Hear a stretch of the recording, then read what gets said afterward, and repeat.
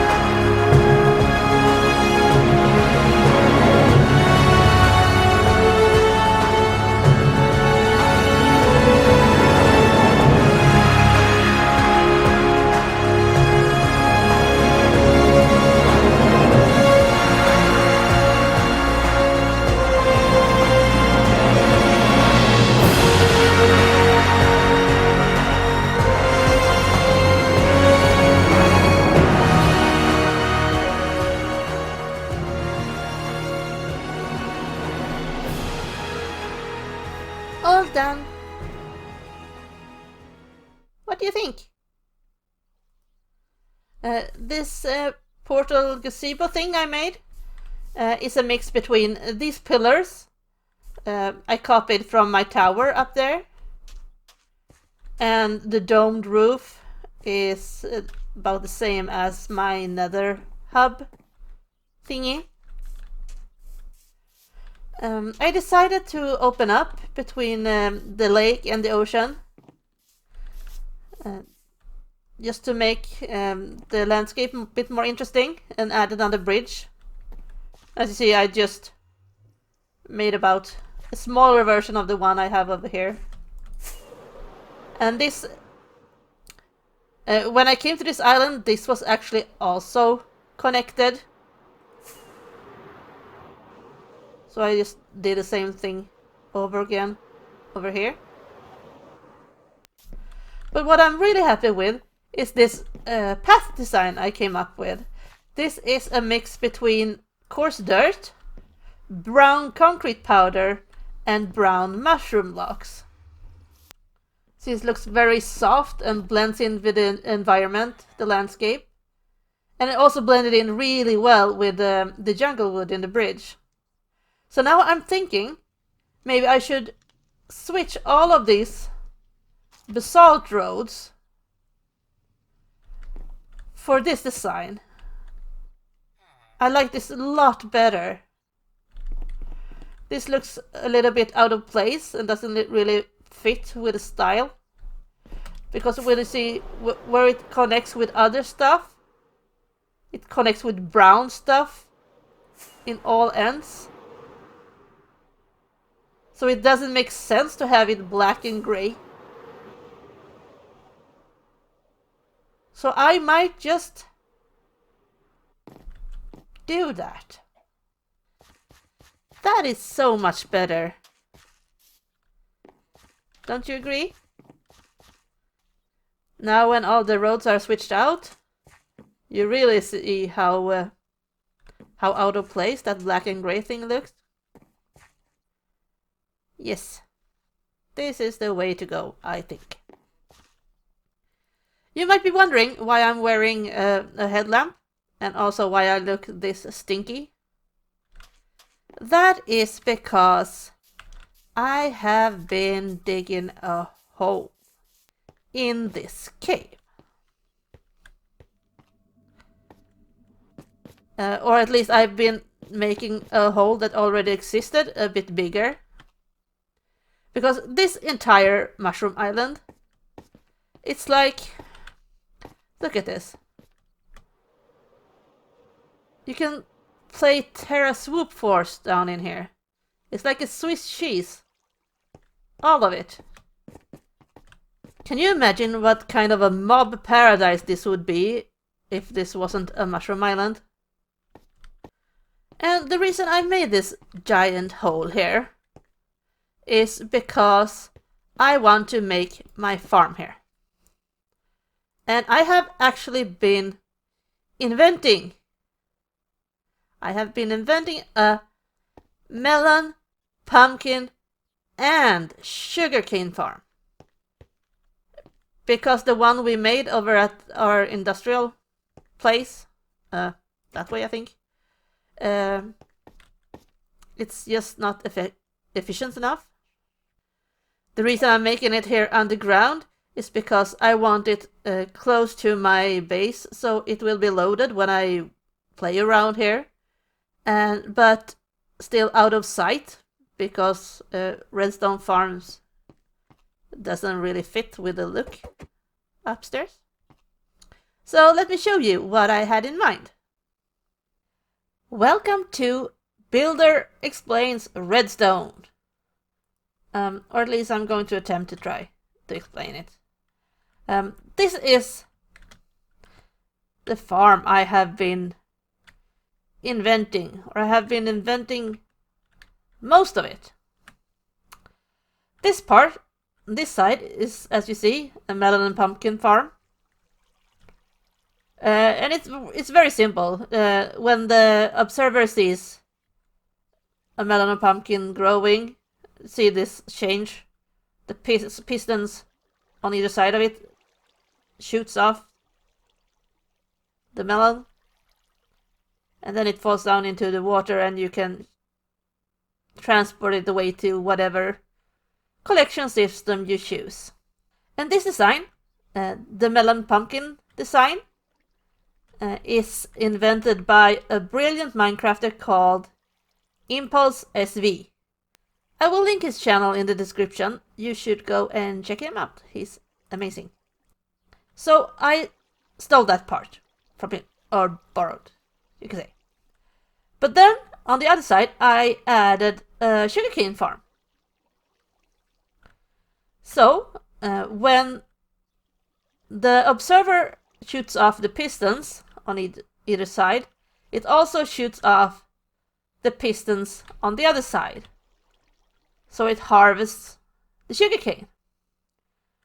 And as you see, I have made the sugarcane farm 2 blocks high. Oh, you just saw it working there. And there's a very important reason for it being 2 blocks high. Because usually when you make a sugarcane farm, you make it something like this. It grows 3 high, and then the observer sees it and it fires the pistons. That's a very common sugarcane farm. But the thing is, as you saw, the topmost sugarcane doesn't fall in the water, it falls straight down. So with this kind of farm, to gather all of the extra sugarcane, you would need to have a hopper minecart going back and forth underneath the sugarcane. And the thing with hopper minecarts is it could be a bit problematic, especially if you make a big farm on a bedrock world. Because if the chunk unloads while the minecart is going back and forth, that minecart can be stuck somewhere in the farm. Like, get stuck on one of the tracks, and you have to basically rip out half the farm just to get to that minecart again, so you can start it up. But with my farm, you don't have to bother with the minecart thing.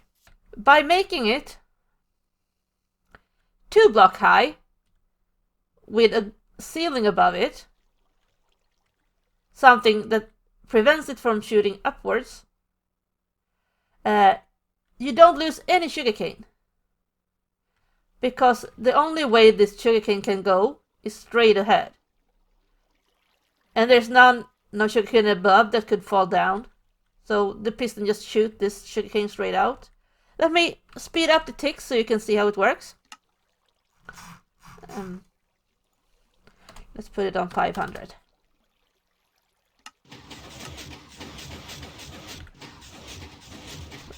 You see? The observer shoots off the pistons in both ends. And all of it ends up in the water stream. Except for the end, it's because I haven't closed it up on this side. But if I decide to close this up, you wouldn't lose anything here either. Let's slow this down again. It's so noisy.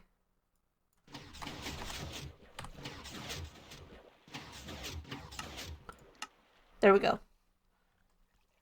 And you can extend this as far as you want. Both lengthwise.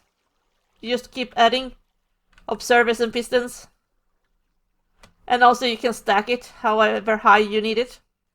If any of you would like me to make a tutorial of this, I could definitely try. I never made any kind of tutorial before, least of all redstone. But if you want me to show you how to do this, I can give it a try. Well, looking at this now, I realized that I have to make that hole in my mountain a bit bigger, don't you think? So then, back to the academy round.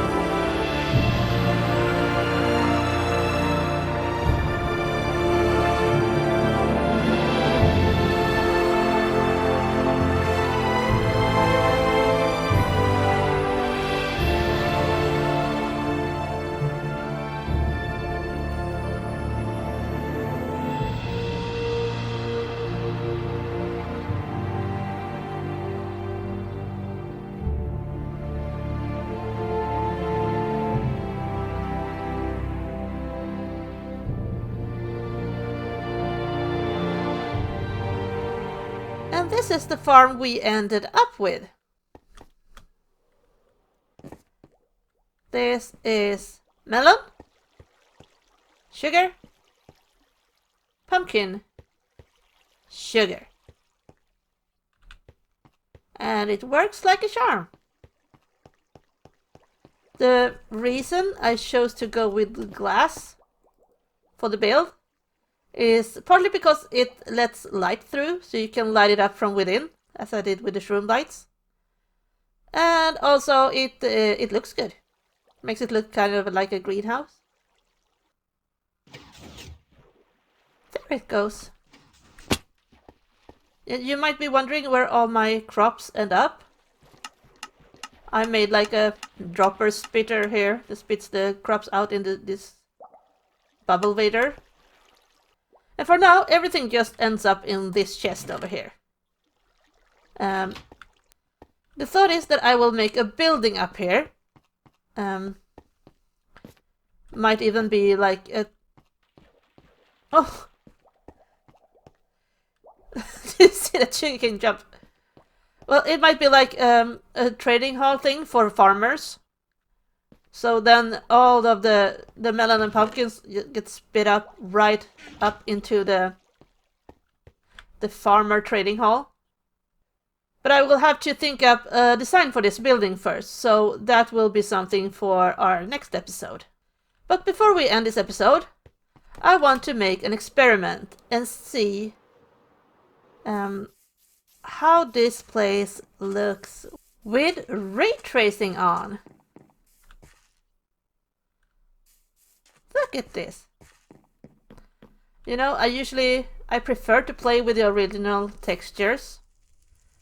And this resource pack, it's called Vanilla RTX. It's as close to the original textures you can come, I guess. And it looks quite good. But what I'm really curious about, especially with this our new nice area over here, is I want to see what it looks like at midnight. Look at this. Whoa, look at those nether trees. Those really shine in the dark. Oh, this is nice. Lovely light. Oh, my house looks so spooky. Look at that glass. The window.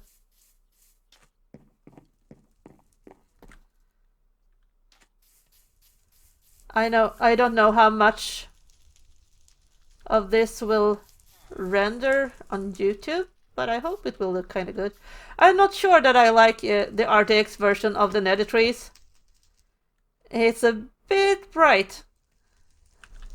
Like very crimson, those trees.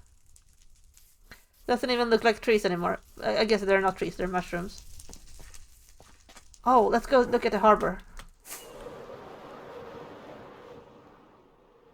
That's nice.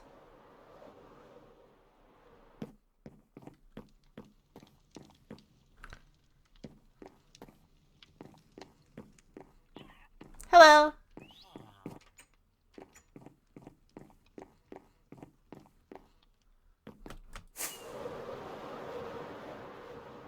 And no, this is not... We are not on the realm anymore. This is a copy. Well, thank you so much for watching this episode. I enjoyed making it, and I hope you enjoyed watching it. I see you next time. Bye bye.